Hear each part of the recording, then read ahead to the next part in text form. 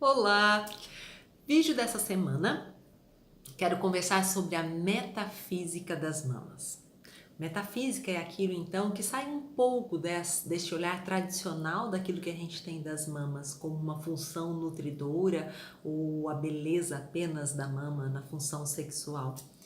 E a minha intenção justamente com esse vídeo é que a gente possa estar, à medida que eu for descrevendo, e talvez são características que são muito conhecidas deste universo feminino, mas que quando a gente percebe que está tendo tantas, né, somos acometidas por tantas doenças nas nossas mamas, isso significa que talvez a gente precise escutar e ressignificar essas questões que a gente já sabe, mas que de alguma forma quando a gente adoece, isso significa que a gente precisa olhar de algum outro jeito para isso. Então, pensando nas mamas,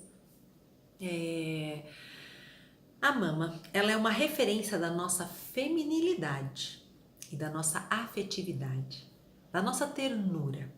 A mama no seu aspecto macio, ela também nos sugere a possibilidade do aconchego, da acolhida. E as mamas do ser humano, elas são sempre salientes após, a menarca. Nos mamíferos animais, não, ela só tem a função nutriz, que é também uma referência da mama como nutrição. E em nós mulheres que temos sempre ela aparente, então elas nos remete também a questões relacionadas a relacionamento. Um autor colocou que a mama também tem um significado da coragem e do vigor de uma mulher para enfrentar as situações da vida. Mas a grande maioria das falas ficou muito forte nessa questão da mama como este lugar do aconchego, da afetividade, ternura e meiguice.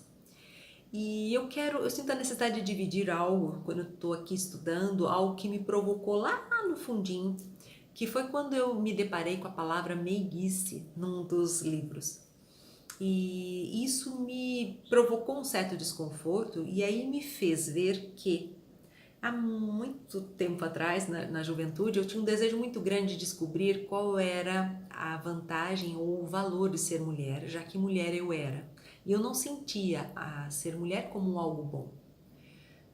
Então essas questões da meiguice, afetividade, me soavam tanto quanto, sei lá, piegas ou muito frufrufru. Sendo que eu não sentia isso algo como bom. Mas eu tinha esse desejo de me sentir valorizada como mulher. E aí foi um momento da minha vida muito interessante que eu, nesse desejo de ocupar este lugar e de me sentir bem enquanto mulher, eu comecei a ter as mamas mais como um aspecto para peitar as situações, para enfrentar. E eu entrei muito mais num aspecto de militância do que um verdadeiro sentir e de uma busca mais interna, né, do que seria esta afetividade que eu tanto temia, ou dessa meiguice que eu tanto rejeitava.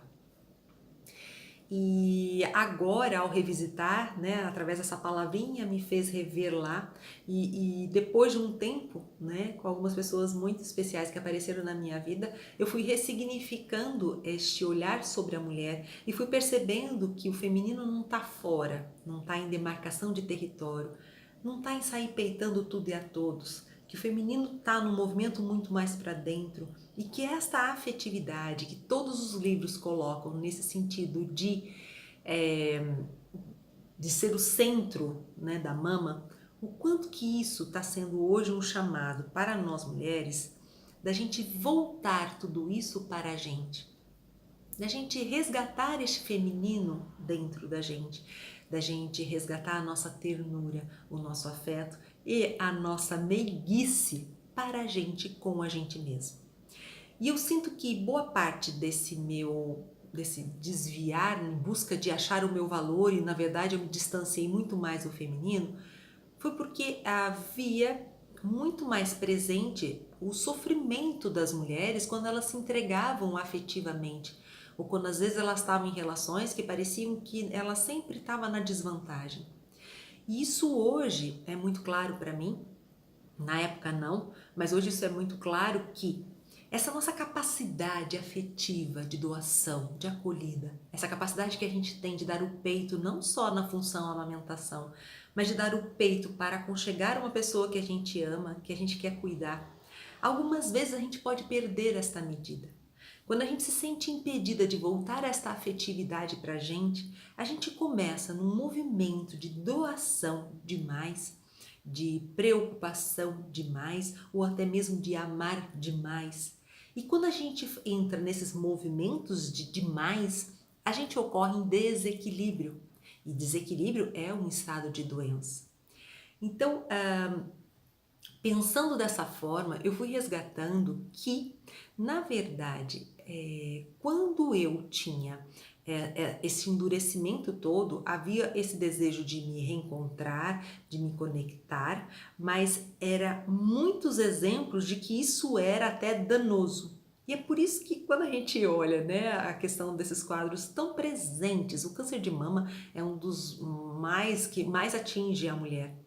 E quando a gente olha isso, a gente está dizendo o quê? Que a afetividade, a capacidade de autonutrição, de autoamor, que é a nossa famosa autoestima, andam seriamente comprometidas, porque a gente desaprendeu a voltar isso para a gente. A gente muitas vezes saiu neste movimento de buscar isso fora, por isso que eu usei a expressão saímos peitando, né? E isso só nos distancia cada vez mais e isso nos machuca. E encontrar esta linguagem ou esse espaço, que às vezes não é um espaço temporal, mas esse espaço interno, desta afetividade como sendo uma das características mais importantes e significativas do feminino. Não é que isso não esteja no masculino, ok? Masculino também, mas a mama ela tem essa referência.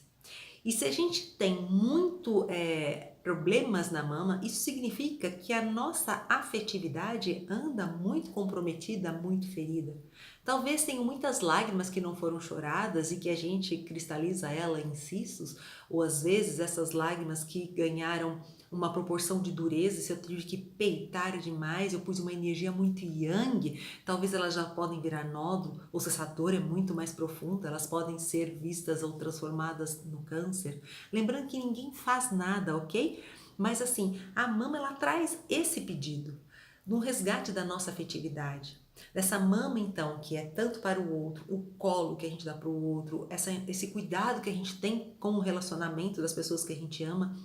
O alerta maior para mim nesses estudos todos é o quanto que a gente precisa retornar isso para a gente, né? Então, para praticar isso, né? Tudo isso que eu falei como né? Autonutrição, autocuidado, né?